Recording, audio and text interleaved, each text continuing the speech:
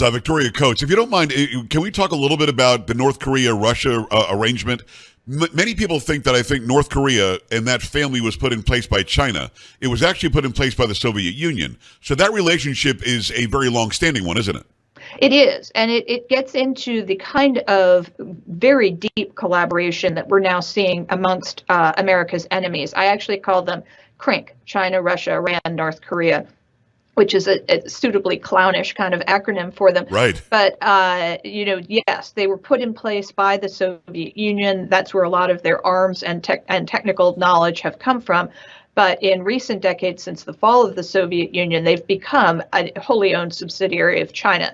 They cease to exist if China stops letting them have access to their financial system and to trade with China. And food, right?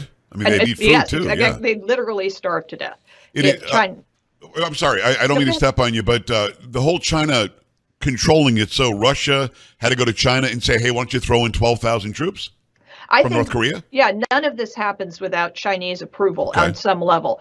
And so we also are seeing, Joe, we're seeing Russian missiles and intelligence flow to the Houthi in Yemen, who are Iranian proxies, because they're part of this nasty little consortium as well.